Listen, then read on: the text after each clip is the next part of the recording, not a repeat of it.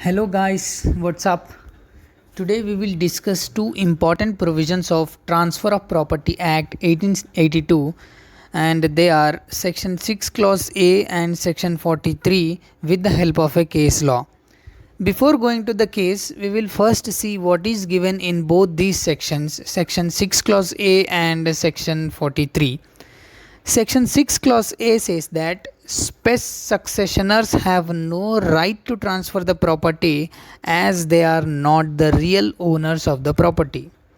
I'll tell you what is meant by spes successioners while discussing the case. Okay, you have to remember this much, that spes successioners have no right to transfer the property as they are not the real owners of the property.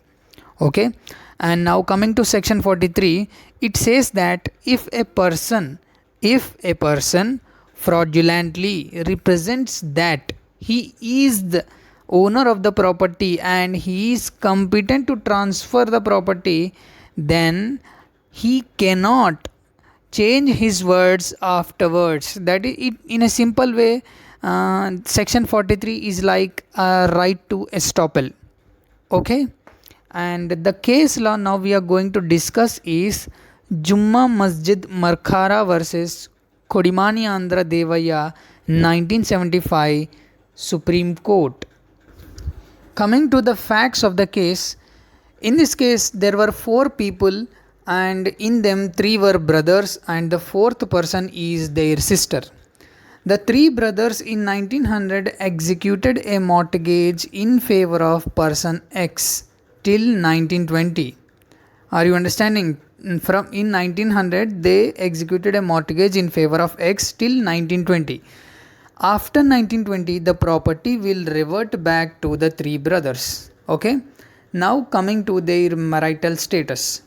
Brother 1 was married to wife 1, brother 2 was married to wife 2, brother 3 did not get married and he died unmarriedly. Okay, coming to sisters marital status. Sister has 2 sons, son 1 and son 2. Son 1 again has 1 child, that is A. Son 2 has got 2 children, B and C. What happens is, after few years, brother 1 dies, leaving his wife W1. Now she becomes widow, that is W2 or widow, W1 or widow 1. Okay. Similarly, brother 2 dies, leaving his wife 2. That is widow 2. Now who are all alive is widow 1 is alive, widow 2 is also alive, and 3 grandchildren of the sister, that is A, B and C, as well as widow 1 and widow 2 are alive. Okay, in this case A, B and C are called spes successioners because they are not the real owners of the property, but in future they may become the real owner, so they are called spes successioners. I think here the concept is clear. Okay, now after few months widow 1 also dies. Who are all present now? Widow 2 and the 3 grandchildren A, B and C. Okay, what happens is now the 3 grandchildren A, B and C transfers the property to a stranger Y by fraudulently misrepresenting themselves that they are the owners of the property and they are competent to transfer the property. Now section 43 comes to play as they represented themselves fraudulently. Section 6 clause A also comes to play because who are transferring the property? Spes successioners. As per section 6 clause A, spes successioners cannot or they are not competent to transfer the property. So both the sections come to play in this incident. Okay. Now at this time widow 2 files a suit on the 3 grandchildren, but she eventually dies during the suit. Okay. Now finally who are all present? Only A, B and C, that is the spes successioners were present right now. So technically, as no one above them, that is father, or mother or the widow 1, widow 2, brother 1, brother 2, brother 3, sister, no one is alive, the property technically comes to their hands. That means they become the owner of the property. And the real twist comes here. I think we all remember the case name, that is Jumma Masjid Mercara versus Kodimani Andhra Devaya.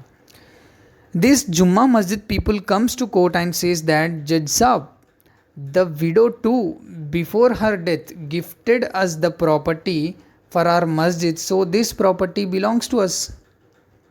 But the court held that though the three grandchildren in the starting misrepresented themselves in a fraudulent way, but now they technically became the owners of the property. So you, who is you here, Jumma Masjid people, they cannot claim the property, and the property goes to person Y, to whom the property was transferred by A, B and C.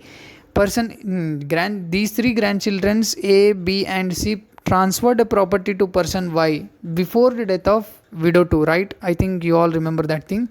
The property now goes to that person Y, because these three grandchildren now became the owners of the property. And court finally held that section 6 clause A and section 43, they both operate on an independent path, and we should not read in a combined way. If we do so, then the purpose of section 43 will destroy there itself. I hope this is clear. If you don't understand any statement or sentence, you can see the description where I have mentioned each and everything which I have uttered through my mouth regarding the case. Thank you, friends.